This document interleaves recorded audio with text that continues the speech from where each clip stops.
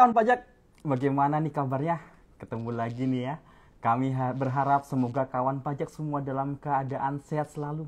Sehat jiwa raganya, sehat juga usahanya. Dan selamat datang kembali di acara Tax Live Direktorat Jenderal Pajak. Sore-sore ngobrolin pajak paling seru bareng penyuluh pajak. Iya, cuma di Tax Live, mengedukasi, menginspirasi. Nah nih kawan pajak ya, kalau kita lihat sekarang ini kita sudah memasuki hari Kamis tanggal 25 April tahun 2024. Artinya sudah memasuki akhir bulan April. Dan ingat, batas waktu pelaporan SPT tahunan badan sudah tinggal beberapa hari lagi. Dan untuk tes live kali ini kita akan membahas tentang SPT tahunan badan, terutama yang berkaitan dengan kewajiban perpajakan badan usaha milik desa atau biasa kita sebut BUMDes, maupun badan usaha milik desa bersama atau BUMDesma. Dan memang pada dasarnya BUMDes maupun BUMDesma ini merupakan suatu badan usaha. Sama halnya dengan badan usaha lain seperti PT ataupun CV. Hanya saja BUMDes dimiliki oleh sebuah desa. Ya, oleh karena itu BUMDes memiliki kedudukan yang sama sebagai wajib pajak berbentuk badan usaha. Bagaimana kewajiban perpajakan BUMDes dan BUMDesma, dan apa saja insentif perpajakan yang dapat dimanfaatkan oleh BUMDes maupun BUMDesma? Selama 30 menit ke depan, Tax Live akan membahas mengenai perpajakan BUMDes dan BUMDesma bersama saya, Imaduddin Zauki, Fungsional Penyuluh Direktorat Penyuluhan Pelayanan dan Hubungan Masyarakat Kantor Pusat Direktorat Jenderal Pajak. Dan pastinya saya sendiri telah hadir narasumber yang luar biasa yang sangat kompeten untuk membahas masalah BUMDes dan BUMDesma di sini. Beliau adalah Bapak Denny Subarna Masuri. Beliau menjabat sebagai Kepala Seksi Teknis Ekstensifikasi dari Direktorat Ekstensifikasi dan Penilaian. Selamat sore Pak Denny. Selamat sore, Assalamualaikum warahmatullahi wabarakatuh. Halo, selamat sore kawan pajak semua. Semoga semua kawan pajak dalam keadaan sehat walafiat dan bahagia semuanya. Amin. Iya, semuanya dalam keadaan sehat, sehat juga usahanya di sini ya. Amin. Oke, Pak Denny ini sebelum kita bahas ya, kita memang lagi temanya ini SPT tahunan badan, termasuk ini sekarang ini kita mengangkat mengenai BUMDes maupun BUMDesma. Nah, sebelum kita bahas masalah perpajakan itu sendiri, agar tidak terjadi mispersepsi nih, mungkin bisa dijelaskan Pak Denny apa saja jenis pajak dan apa saja sih pajak yang dipungut oleh Direktorat Jenderal Pajak nih Pak Denny? Iya, makasih banyak Mas Yauki, kawan-kawan pajak semua. Yang akan kita bahas sekarang ini adalah pajak penghasilan. Pajak PPH, penghasilan ya. Tapi memang selain PPH ini, itu adalah PPH ini adalah pajak salah satu jenis pajak pusat. Pajak pusat. Jadi pajak itu ada pajak yang dikelola oleh pusat, yaitu dikelola oleh Kementerian Keuangan, dalam hal ini di Direktorat Jenderal Pajak ya. Ada juga pajak daerah yang dikelola oleh masing-masing Pemda maupun provinsi maupun kabupaten. Nah, di sana ada, kalau di pusat ada PPH, pajak penghasilan, ada PPN, pajak pertambahan nilai, ya. Ada biaya materai, ada PBB khusus sektor perkebunan, perhutanan dan lainnya. Pertambangan dan lainnya. Betul. Baik. Nah, tapi teman-teman mungkin banyak juga yang berkecimpung atau mengetahui atau sering mendengar PBB, misalkan PBB perkotaan pedesaan contohnya nih ya. SPPT yang sering diterima di rumah. Nah, PBB atau yang bayar pajak kendaraan bermotor setiap tahun gitu ya. Setiap tahun ya. Ada juga pajak, suka lihat pajak restoran. PB1, pajak restoran atau PPN tapi kecil nih ya. Iya, PPN-nya kecil atau pajak hotel kalau gitu. Pajak hotel. Nah, itu yang lain-lain dan lain-lain itu adalah pajak daerah. Pajak daerah. Gitu. Jadi teman-teman kawan pajak jangan sampai kecampur-campur nih antara pajak yang dikelola oleh pusat dengan daerah gitu. Yang akan kita bahas sekarang ini adalah pajak pusat, yaitu PPH. Gitu. Memang jenis pajak daerah itu banyak ya, tapi jenis pajak pusat itu cuma 4. Hanya saja kantornya bukan kantor pelayanan pajak namanya di sini ya. Oke, Pak Denny ya. Kalau kita udah tahu nih bedanya jenis pajak pusat dengan pajak daerah nih, dan ini juga banyak nih pertanyaan nih ya dari beberapa kawan pajak nih. Apa sih sebenarnya imbal baliknya untuk kita sebagai pembayar pajak dan apa bedanya nih antara pajak sumbangan dan retribusi, Pak Denny? Iya. Nah, betul Mas Zauki. Memang di lapangan itu, saya kalau ke lapangan masih banyak terjadi orang bertanya atau mengungkapkan, buat apa sih saya bayar pajak? Kemana uang pajaknya gitu ya? Atau kemana uang pajaknya? Itu memang kadang-kadang membuat Ya, terus dada juga. Kenapa? Sebelum saya menjawab tentang definisi pajak, retribusi, dan sumbangan. Kenapa? Sebenarnya kan 70% APBD kita itu kan sebenarnya dari pajak. APBD kita 70% dari kan pajak ya? Sebagian besar di Republik ini kan dari uang pajak. Kalau saya punya mimpi misalkan semua yang bersumber dari pajak itu, anggaplah ditempelin stiker itu bahwa ini bersumber dari dana yang pajak yang ada bayar. Itu pasti hampir semua tuh setiap mata memandang ada stiker itu. Di jalanan, di jembatan, di mobil polisi, di tentara, wah segala macam itu ada itu. Sehingga kan kelihatan. Kenapa seperti tapi banyak masyarakat yang mengatakan buat apa saya bayar pajak? Karena memang definisi pajak itu adalah iuran wajib warga negara ke negara yang bersifat memaksa berdasarkan undang-undang. Tapi memang tidak mendapatkan imbalan secara langsung. Itu sebenarnya padahal itu digunakan untuk kemakmuran rakyat ya. Tapi saya garis bawahi bahwa itu tidak mendapatkan imbalan secara langsung, sehingga memang tidak langsung dirasakan. Beda seperti retribusi. Kalau misalkan contoh retribusi sampah misalkan ya, kita nggak bayar retribusi itu, berarti sampah kita nggak diangkut. Nggak akan diambil lagi nih besoknya nih. Retribusi pasar nggak bisa dagang gitu kan, di parkir nggak bisa parkir. Langsung dia sebenarnya memaksa. Bisa hilang helm nih ya. Gitu kan. Motornya juga hilang kan retribusi. Digeret gitu kan. Sama-sama maksa, tapi kalau retribusi kan dapat hasil imbalannya. Kalau sumbangan itu tidak memaksa, itu sukarela. Nah, lagi ke pajak, makanya teman-teman sebenarnya pajak itu jangan dianggap remeh, itu padahal sangat bermanfaat. 70%-nya itu negara dibangun dari pajak gitu. Tapi memang tidak memberikan imbalan secara langsung, makanya nggak terlihat gitu. Benar, sangat banyaknya nih manfaatnya nih Pak Denny ya. Manfaatnya gitu. Artinya berarti kalau orang tua saya nih PNS gitu ya, atau TNI, Polri, berarti penghasilan orang tua saya 70% juga dari pajak. Betul, iya.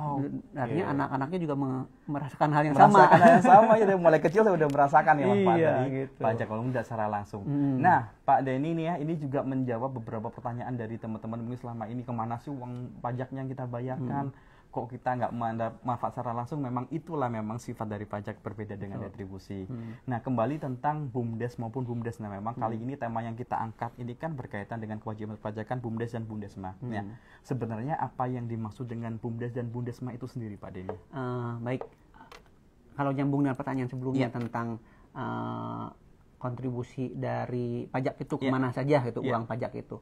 Salah satu bentuk uang pajak itu kan ada ke APBN, ada ke APBD daerah, ada ke APBDes. Nah, di APBDes itu ada yang dikelola oleh BUMDes, Badan Usaha Milik Desa. Jadi apa itu Badan Usaha Milik Desa atau Badan Usaha Milik Desa Bersama itu? Dia sebenarnya badan hukum. Badan hukum yang didirikan oleh desa atau beberapa desa ya, untuk bersama artinya beberapa desa untuk mengelola suatu usaha.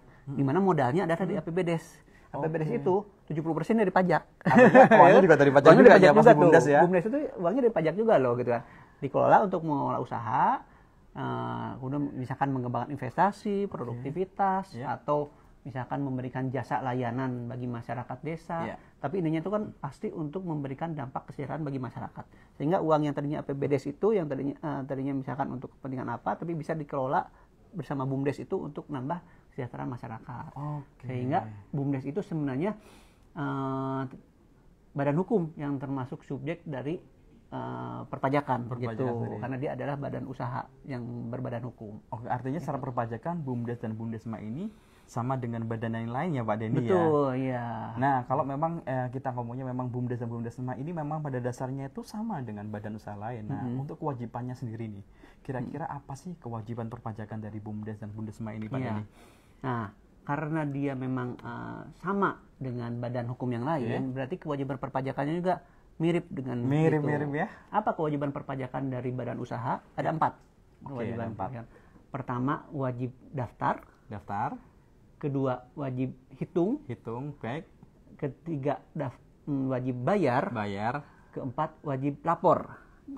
Jadi kalau disingkat enaknya ini ya. Disingkatnya jadi daftar, hitung, bayar, lapor. DHBL. Daftar, hitung, bayar, dan lapor. Kewajibannya nih sama dengan badan yang lain ya. Jadi ingat dari daftar, hitung, bayar, ke lapor. Nah, kalau kita mulai nih dari yang pertama nih, untuk kewajiban daftar nih, mendaftarkan NPWP. Pada dasarnya kapan sih seharusnya BUMDes maupun BUMDesma ini wajib mendaftarkan diri untuk memiliki NPWP, Pak Denny? Betul. Nah, tahap pertamanya itu pada saat BUMDes didirikan, dia memang wajib untuk mendaftarkan diri untuk memperoleh NPWP pada saat dia memenuhi, itu sudah terpenuhi syarat subjektif dan objektifnya. Syarat subjektif dan objek. Apa itu syarat subjektif dan objektifnya? Memang kalau di peraturan undang-undang ada definisinya, tapi kalau bagi masyarakat awam mungkin saya simplifikasinya. Bagi yang syarat subjek itu artinya badannya sudah terbentuk, badan usaha BUMDes ini sudah terbentuk, ya, sudah ada badan hukumnya ya, BUMDes ini. Kedua, objeknya, kalau disebut secara objektif artinya kan tambahan kegiatan ekonomisnya, penghasilannya udah ada diperolehnya gitu kan, diperoleh oleh BUMDes itu. Pada saat BUMDes itu dibentuk, kemudian melakukan kegiatan usaha sehingga memperoleh penghasilan, di sanalah dia wajib mendaftarkan diri untuk NPWP. Nah, mendaftarkan diri untuk NPWP itu sifatnya self assessment. Self assessment ya. Iya, jadi saya lupa tadi membicarakan yang 4 syarat itu semuanya tuh kewajibannya self assessment. Self assessment. Self assessment itu artinya wajibnya dilaksanakan sendiri. Iya, proaktif nih proaktif gitu. Ya, pada saat syarat subjektif objeknya itu terpenuhi, silakan mendaftarkan diri gitu ke kantor pelayanan pajak atau KP2KP yang berlokasi sesuai dengan lokasi BUMDes dan BUMDes berada gitu ya. BUMDes itu desa-desa kan banyak di daerah tuh Mas. Daerah. Jadi kalau daerah mungkin tidak semua KPP itu ada, tapi ada hampir semua daerah tempat itu ada KP2KP. KP2KP. Bisa ya datang KP2KP bisa datang KP2KP atau daftar lewat IREG di aplikasi secara online ya. Secara online di ireg.pajak.go.id gitu ya. Nah, jadi di sanalah melakukan pendaftaran secara self assessment. Jadi memang ya berat seperti ini kalau untuk pengurus nih ya, terutama pengurus BUMDes maupun BUMDesma mungkin yang merasa sudah memenuhi syarat subjek dan objek ya, tetapi belum memiliki NPWP, maka seharusnya secara self assessment ya, pengurus ini mendaftarkan BUMDes maupun BUMDesnya untuk memiliki nomor pokok wajib pajak. Jika tidak, sudah memenuhi surat dan syarat subjek dan objeknya, tapi tidak secara self assessment mendaftarkan diri, bisa juga dikukuhkan NPWP secara jabatan. Benar seperti itu ya Pak Denny? Iya betul Mas. Jadi kawan-kawan pajak semua, kalau memang BUMDes yang sampai saat ini masih belum mempunyai NPWP, tolong daftar sendiri gitu ya. Karena toh kalau tidak melakukan pendaftaran, maka kami DJP akan menetapkan NPWP secara jabatan. Nah, memang akan kita memberikan NPWP-nya. Nah, memang jadi selain tadi ada syarat subjektif objektif, ada juga perpajakan itu bicara tentang tarif pasti ya kalau pajak itu, dan saat terutang. Saat terutangnya. Nah, saat terutang. Jadi saat terutang setiap pajak itu ada beda-beda. Nah, itu berhubungan erat dengan pada saat kapan dia dikukuhkan memperoleh NPWP itu. Jadi makanya seharusnya kan self assessment mendaftarkan diri. Nah, tapi kalau memang NPWP-nya belum mendaftarkan diri, masih ada jabatan, berarti saat terutangnya pun saat bisa mundur pada saat syarat objektif dan objektifnya terpenuhi. Bisa mundur juga, dilihat nih kapan nih ya kalau syarat jabatan nih ya. Jadi saat subjek objeknya terpenuhi, dia nggak daftar, udah berapa bulan bisa aja nanti dia ditagih kembali. Baik, seperti itu ya kawan pajak. Nah ya kawan pajak nih ya, sebenarnya sudah ada beberapa BUMDes dan BUMDesma nih ya di live kita ya. Mungkin kita bisa nanti sharing-sharing, bisa bertanya-tanya ya teman-teman kawan pajak di sini. Nah, kalau kita sudah bahas masalah pendaftaran NPWP ya. Jadi kalau sudah memenuhi syarat subjek dan objek, wajib mendaftarkan diri memiliki NPWP. Nah, kemudian tadi udah daftar, kita bahas yang hitung, Pak Denny. Penghitungan pajak untuk BUMDes dan BUMDesma. Nah, cara menghitung pajaknya bagaimana sih Pak Denny? Baik. Perhitungan pajak itu pada dasarnya terdiri dari 2 jenis. Ada kewajiban menghitung sendiri maupun kewajiban dari pemotongan atau pemungutan. Pemungutan itu contohnya nih, contoh ada kalau Bapak Ibu kawan pajak pernah dengar ada PPh pasal 21. PPh, macam-macam pasal, ada pasal 22, pasal 42, PPN itu sifatnya memang dipungut atau dipotong. Dan dipungut ya. Nah, tapi selain itu ada juga pajak yang dibayar sendiri. Nah, yang ini yang akan coba kita elaborasi di sekarang tentang pajak yang dibayar sendiri. Apa itu pajak yang dibayar sendiri? Di antaranya yaitu pajak PPh badan. PPh badan ini. Karena BUMDes sebagai badan tadi ya. Betul. Nah, saya mau cerita PPh badan BUMDes yang perlu dibayar sendiri. Baik. PPh badan yang dibayar sendiri ini terdiri dari 2 kategori, 2 jenis. Kalau untuk BUMDes yang memiliki omset di atas 4,8 miliar setahun ya. Itu menggunakan tarif normal. Tarif umum ya. Tarif umum, tarif normal, umum ya.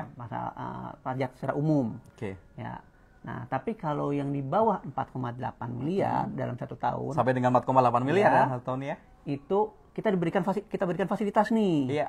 Fasilitas melalui peraturan pemerintah nomor 55 tahun 2022, yaitu badan usaha dapat menggunakan tarif hanya 0,5%. Tarif istimewa nih ya? Istimewa ya, 0,5% aja, setengah persen dari omset. Gitu. Jadi sangat kecil, 0,5% dari omset, dan bersifat final lagi. Bersifat final. Jadi artinya sangat memudahkan.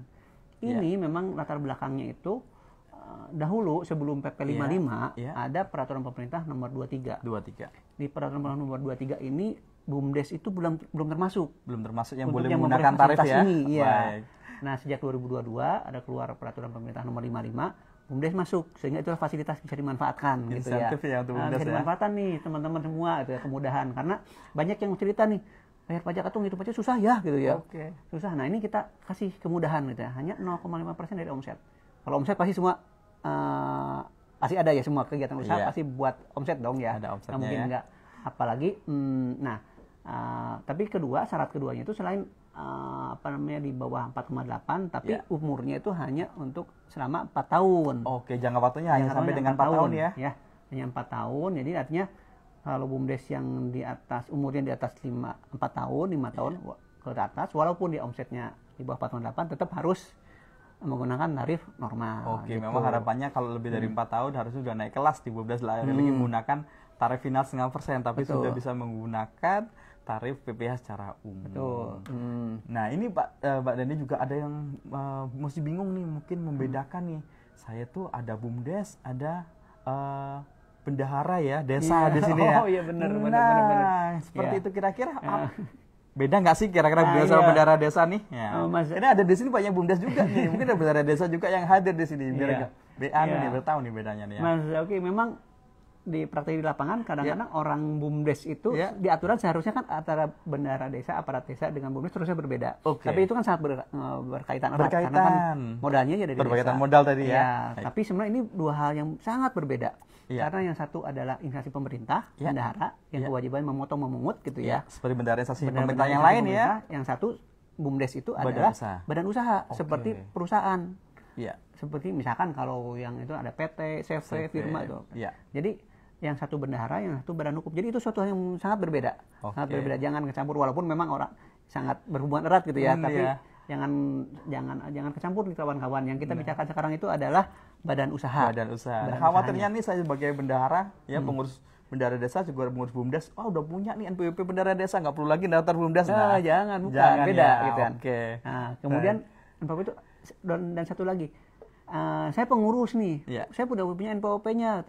Dia laporkan bahwa dia punya NPWP, padahal NPWP pengurus. Bukan, yang kita minta itu NPWP badan usahanya. Ya, sebagai pengurus, sebagai orang pribadi ya. Ada lagi NPWP sebagai badan usaha tadi. Betul, ya. Oke. Nah, ini juga ada beberapa pertanyaan dari teman BUMDes nih berkaitan nih ya. Kan kita ngomong insentif nih ceritanya nih Mbak Deni ya. Udah ada nih dengan adanya peraturan pemerintah nomor 55 tahun 2022 ya, BUMDes maupun BUMDesnya boleh menggunakan tarif 0,5% ya, dengan syarat omset tidak lebih dari 4,8 miliar setahun, dan yang kedua ya, jangka waktunya ya diingat-ingat maksimal adalah 4 tahun. Nah, ada juga yang nanyakan insentif. Nah, katanya sih di aturannya juga ada nih, kalau BUMDes sampai dengan 500 juta nggak perlu bayar pajak. Kamu bener nih Mbak Deni? Oke. Saya perlu luruskan. Kalau yang batasan 500 juta itu hanya untuk orang pribadi. Hanya untuk orang pribadi ya? Di sana itu hanya wajib pajak orang pribadi gitu. Jadi bukan semua wajib pajak. Kalau wajib pajak orang pribadi melakukan kegiatan usaha, Mas Zauki punya kegiatan usaha nih. Punya usaha sendiri nih. Omsetnya di bawah 500 juta memang nggak kena. Karena kan bukan BUMDes gitu ya, karena orang pribadi. Gitu ya, gitu. Kadang juga ada orang yang ngomong, ada juga PTKP nih. Ada juga PTKP yang 4,5 juta per bulan gitu ya. BUMDes kena nggak? PTKP itu untuk orang pribadi. Baik, ya. Bukan untuk BUMDes gitu ya. Saya juga bingung nanti kalau badan ada PTKP-nya, bingung nih. Kawin anaknya, tanggungannya gimana gitunya. Jadi insentifnya kayak 500 juta, ya tidak. Ini berbayar pajak kita hanya orang pribadi ya di sini ya. Termasuk PTKP ini hanya untuk orang pribadi. Nah, Pak Deni nih, jika memang kita ngomong tarif istimewa istimewa 0,5% ini kita harus memperhatikan nih jangka waktunya nih ya. Dan juga di sini walaupun kita menggunakan tarif ya, tarif istimewa 0,5%, karena sebagai badan usaha ya, kita ngitungnya kan mudah nih, omset Januari kelihatan berapa kali 0,5%, Februari 0,5%. Nah, seperti itu, apakah BUMDes ini tetap wajib menyelenggarakan pembukuan, Pak Denny? Nah, BUMDes ini adalah seperti saya cerita tadi, BUMDes ini adalah badan hukum. Badan hukum, baik. Semua badan hukum itu di Undang-Undang Peraturan Perpajakan wajib melakukan pembukuan. Oke, menyelenggarakan pembukuan ya. Semua badan hukum wajib melakukan pembukuan. Mengapa? Karena memang nanti di pelaporan SPT tahunannya yang kita akan laporkan di bulan April ini, itu laporan keuangan yang berupa isinya di dalamnya misalkan ada neraca, laba rugi atau arus kas gitu ya. Ada catatan laporan keuangannya dan macam-macam, itu harus dilampirkan. Jadi bagian yang dia terpisah dari SPT-nya. Walaupun WP ini adalah badan BUMDes ini menggunakan tarif 0,5%. Jadi 0,5% dan final kan, artinya final udah dibayar tiap bulan ya. Mudah ya kan gitu ya, omset berapa 0,5% gitu ya. Tiap tahun tetap harus lapor SPT tahunan badannya dan dilaporkan laporan keuangan. Nah, kenapa itu pentingnya laporan keuangan itu? Karena yang tadi fasilitas 0,5% itu sebenarnya memang itu juga tapi wajib pajak atau BUMDes dapat memilih untuk tidak menggunakan fasilitas itu, Mas.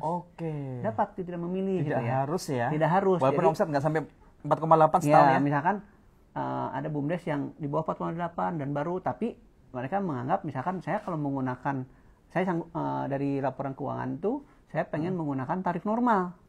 Itu bisa, boleh, tinggal melaporkan aja pemberitahuan ke KPP tempat terdaftarnya bahwa saya menggunakan tarif normal, sehingga dia menggunakan tarif normal. Gitu. Asal pemberitahuan dulu ya Pak Denny ya. Pemberitahuan dulu, jadi berarti tahun depannya pas lapor berarti menggunakan tarif normal gitu. Defaultnya gimana defaultnya kalau saya nggak memilih?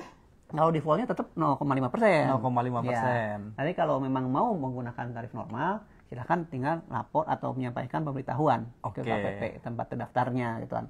Baik. Itu. Jadi memang tetap ya. Jadi penyelenggaraan pembukuan ini walaupun menggunakan tarif istimewa 0,5%, tapi BUMDes dan BUMDes sebagai badan tetap menyelenggarakan pembukuan karena itu digunakan tuh lampiran dalam pelaporan SPT tahunan.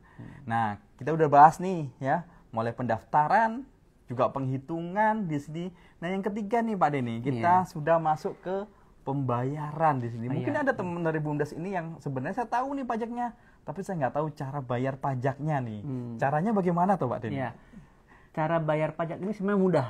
Mudah dan banyak cara, banyak channel yang bisa kita menggunakan, kita pakai. Yang digunakan ya.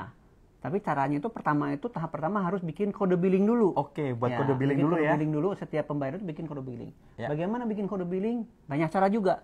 Dari mulai di website dari internet, website pajak pribadi, karena kan itu kan setiap wajib pajak pasti bisa mengakses akunnya. Bisa juga datang langsung ke kantor pajak di tempat pelayanan terpadu, nanti helpdesk bisa dibantu. Dibantu nanti ya. Bisa juga SMS kalau khusus untuk yang punya Telkomsel. Baik. Kemudian bisa juga ke teller bank gitu ya. Teller bank atau penyedia jasa aplikasi. Nah, di sana akan diberikan kode billingnya. Nanti setelah dapat kode billing itu barulah melakukan pembayaran. Nah, pembayaran bisa di mana aja? Banyak. Bisa dilakukan di bank, bisa di kantor pos, bisa di mesin ATM, bisa lewat SMS atau internet banking, bisa di mesin edisi gitu ya. Banyak cara gitu ya. Tinggal input kode billing tadi. Yang pasti jangan bayar di kantor pajak atau ke orang pajak ya. Pembayar pajak bukan di KPP. Mungkin bank ada mungkin ya menyediakan, tapi itu kan bukan ke KPP ya. Bukan ke saya, bukan Pak Denny ya. Bukan ke saya. Di KPP ada EDC ya. EDC ya. Itu kan EDC-nya. Electronic Data Capture tadi ya. Bukan kantor pajak ya. Di kantor pajak kadang-kadang ada teller bank, ya itu kan ke banknya. Memang buka untuk jemput bola di situ. Tapi jangan ke pegawai pajak ya. Bukan ke pajak. Jadi mudah sekali ya. Jadi memang self assessment lagi-lagi tadi sampaikan dari Pak Denny, self assessment ya, kawan pajak menghitung sendiri berapa pajaknya, setelah tahu membuat kode billing, dibayarkan bisa melalui bank, bisa internet banking, banyak sekali ya di sini media yang dapat digunakan. Nah, kita udah bahas daftar hitung bayar, yang terakhir adalah yang berkaitan dengan akhir bulan ini, yaitu berkaitan dengan pelaporan pajak nih. Nah, bagaimana sih mekanisme pelaporan SPT tahunan untuk badan dan apa yang perlu disiapkan nih Pak Denny? Iya, betul. Di momentum sekarang ini mumpung ya suatu hal yang bagus di akhir bulan April, karena memang kewajiban pelaporan pajak PPh badan untuk batas waktunya itu adalah akhir bulan keempat setelah tahun pajak berakhir. Sehingga kalau suatu BUMDes misalkan tahun pajaknya menganut dari Januari ke Desember, tahun takvim ya, Januari sampai Desember ya, berarti terakhir lapornya itu adalah akhir April, bulan keempat gitu ya. Akhir April tanggal 30 ini berarti tinggal berapa hari lagi nih gitu ya. Udah 25 nih ya. Tinggal 5 hari lagi nih ya. Betul, makanya cepat-cepat siapkan. Bagaimana menyiapkannya adalah siapkan SPT tahunannya plus laporan keuangan tadi. Laporan keuangan yang perlu akan diupload atau disampaikan di ke KPP gitu kan. Jadi cara penyampaiannya itu bisa disampaikan lewat pajak.go.id lewat online, bisa juga disampaikan secara manual ke KPP maupun KP2KP gitu ya. Tapi saya ingatkan sekarang ini zamannya ya, elektronik ya. Semuanya nih ya. Iya, jadi bahkan defaultnya itu memang elektronik, Mas Zauki. Elektronik, hanya beberapa jenis WP aja yang masih diperbolehkan manual. Jadi kalaupun datang ke kantor pajak itu dibimbing untuk mengisi, tapi kalau dia memang wajib elektronik akan dibimbing untuk masuk ke website pajak.go.id gitu. Kemudahannya ada banyak di sana, bisa alurnya bisa gampang terlihat, datanya juga tersimpan di elektronik gitu, nggak akan tercecer di mana-mana gitu kan. Dan sangat memudahkan gitu ya. Bener sekali, sebaiknya kita manfaat teknologi nih ya Pak Denny ya. Sekarang datanya lagi udah maju, lebih mudah, bisa kapan saja, di mana saja di sini, sudah paperless, dimanfaatkan nih ya Pak Denny ya. Dan kawan pajak yang perlu nih ya, yang ini harus digarisbawahi, pun datang ke KPB di sini kawan pajak juga harus menyiapkan ya namanya laporan keuangan tadi Pak Denny ya. Siapkan laporan keuangan, karena di sini petugas pajak ini memandu, bukan mengisikan. Memandu ya, untuk menghitung pajak. Tapi yang tahu tadi, yang tahu berapa omsetnya ya, berapa sih mamanya kalau dia menggunakan tarif umum, berapa biayanya, yang tahu adalah wajib pajak. Karena self assessment tadi ya, asasnya self assessment. Jadi kalau datang kantor pajak, kantor pelayanan pajak terdekat atau KP2KP tadi, jangan lupa siapkan laporan keuangan. Dan semua pelayanan pajak pasti tidak dipungut bea, gratis alias gratis. Oke, Pak Denny, sepertinya ada beberapa nih ya yang kawan pajak yang sudah bertanya nih Pak Denny ya. Ada beberapa yang sudah ada. Yang pertama dari Cut Irhami. Oke, selamat sore ya Cut Irhami. Nah, pertanyaannya, badan hukum BUMDes kami belum ada, apa bisa ngurus NPWP-BUMG? Oh, badan hukum BUMG kami belum ada, apa bisa ngurus NPWP? Nah, atau harus ada badan hukum dulu? Nah, gitu. Mungkin maksudnya gini, saya lebih menjelaskan. Oh, terima kasih Mbak siapa? Cut Irhami. Cut Irhami. Saya menjelaskan tentang alur pendaftaran BUMDes. Ya. Alur pendirian BUMDes itu pertama dia didirikan melalui suatu SK Kepala Desa. SK Kepala Desa. Nah, setelah membuat SK Kepala Desa, BUMDes itu melaporkan atau menyampaikan permintaan izin ke Kemendes. Ada websitenya, di website Kemendes. BUMDes Kemendes ya. Di sana akan diverifikasi namanya. Nanti kalau udah lolos oleh Kemendes disampaikan ke Direktorat Jenderal Administrasi Hukum Umum di Kemenham untuk mendapatkan AHU, untuk mendapatkan sertifikasi AHU. Nanti kalau memang lolos, barulah mengeluarkan dapat sertifikasi AHU. Nah, dengan sertifikasi AHU itulah BUMDes datanglah ke KPP atau KP2KP untuk mendaftarkan diri memperoleh NPWP. Gitu. Jadi alurnya memang SOP-nya seperti itu gitu ya. Alurnya seperti itu. Nanti setelah dapat NPWP barulah kewajiban perpajakan yang tadi DB daftar bayar, hitung bayar lapornya itu dilakukan. Baru dilakukan. Oke, seperti itu ya. Jadi memang ada alur ya. Kalau badan kan sudah ada pendirian, ya sudah, saat ada pendirian itu saya didirikan, saat itulah wajib ya memenuhi syarat subjek dan objek tadi ya. Nah, kemudian ini juga ada pertanyaan, ya ini berkaitan dengan tarif final 0,5% nih ya. Jadi disampaikan nih dari teman Gladivi ya, maaf 4 tahun dari kapan ya yang bisa kena tarif 0,5%? Nah, tadi sampaikan memang jangka waktunya 0,5% nih Mbak Denny ya. Sampai kapan, mulai kapan kalau saya punya usahanya tahun kemarin 2023. Nah, itunya bagaimana seperti itu Pak Denny? 4 tahun itu jadi Kalau dia berdiri khusus untuk BUMDes ya. Ya, BUMDes. Memang di pasal di PP 55 disebut bahwa dia 4 tahun itu dihitung sejak PP 55 ini diberlakukan, yaitu 2022. Artinya 2022, 23, 24, 25 ya hitungannya ya. Tahun 2025. Nah, tapi kalau dia berdirinya misalkan 2023, berarti kan 2023, 24, 25, 26 gitu ya. Walaupun itu daftar NPWP-nya Desember contohnya. Dia tetap 1 tahun ya. Itu. Jadi bahkan ekstrimnya kalau dia daftar NPWP-nya 30 Desember gitu ya. 30 Desember dihitung nih. tetap 30 Desember 2022, dihitung 2022. Bagian tahun dianggap 1 tahun ya. Gitu. Nah, kalau lebih dari 4 tahun nanti bagaimana? Nah, kalau sudah lewat 4 tahun itu mau gak mau kembali ke tarif normal. Walaupun omsetnya masih di bawah 4,8. Gitu. Artinya insentifnya sudah cukup nih sampai dengan 4 tahun. Kalau sudah berarti nanti pastinya harusnya BUMDes ya. Harapan kami nih BUMDes 4 tahun udah naik kelas nih ya. Omsetnya di beberapa tahun, 24 tahun udah di atas 4,8 baru tahun pertama doang nih di bawah 4,8 ya. Tahun depannya bisa di atas 4,8. Nah, harapannya memang BUMDes ini bisa naik kelas ya seperti itu. Kalaupun tetap di bawah berarti tarif umum ya. Seperti itu. Baik Pak Denny ya, nggak terasa nih ya, ternyata kita udah 30 menit lebih kita berbincang ya. Memang mungkin banyak pertanyaan ya dari teman-teman ya di sini, tapi beberapa sudah dijawab nih sama Tes Army di sini ya. Ada Pak Iqbal, ada Pak Bima, Pak Rumadi di sini, ada Pak Rian, ya Pak Endi juga di sini. Kurnia, terima kasih ya Tes Army di sini.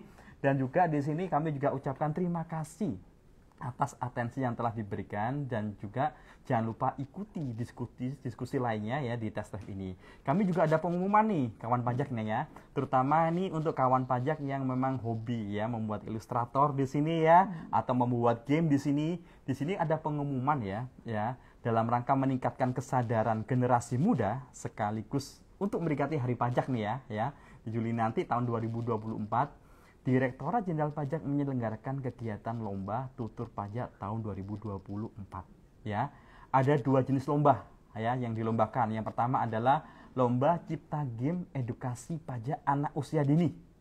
Mungkin ada yang hobi nih bikin game nih, saya suka nih bikin game-game ini. Wah, coba nih kita bikin game berkaitan dengan edukasi pajak untuk anak usia dini. Nah, silakan bisa ikut lomba ini. Yang kedua adalah lomba buku digital cerita bergambar dan bersuara berkaitan dengan edukasi pajak anak usia dini dengan tema, keduanya temanya adalah semangat berbagi untuk negeri. Jadi temanya semangat berbagi untuk negeri. Jadi silakan kawan pajak yang mungkin punya hobi membuat game atau membuat buku digital ya, yang bergambar dan bersuara ya, silakan bisa berpartisipasi dalam lomba pajak ini. Temanya semangat berbagi untuk negeri. Dan lomba ini terbuka untuk semua, baik siswa, pelajar maupun masyarakat secara umum. Ya, dan pendaftaran ini akan boleh dikirimkan paling lambat 30 Juni tahun 2024 ya. Dan jangan lupa juga ada webinar Lokakarya Narasi Edukasi Pajak untuk anak usia dini pada desain game dan buku cerita bergambar yang dilaksanakan di tanggal 29 April tahun 2024 pukul 8.30 WIB sampai dengan selesai. Nah, bagaimana informasi lebih lanjut ya, kawan pajak bisa mengunjungi ya website edukasi.pajak.go.id. Ingat ya, websitenya edukasi.pajak.go.id atau di Linktree ya, tutur pajak 2024. Jangan sampai ketinggalan kawan pajak. Nah, dengan pengumuman ini ya, berakhir juga ya pertemuan kita ya. Karena sudah lebih dari 30 menit, semoga yang kita sampaikan ini bermanfaat. Saya Imaduddin Zauki bersama saya Denny Subaramashuri. Mohon undur diri. Terima kasih. Wassalamualaikum warahmatullahi wabarakatuh.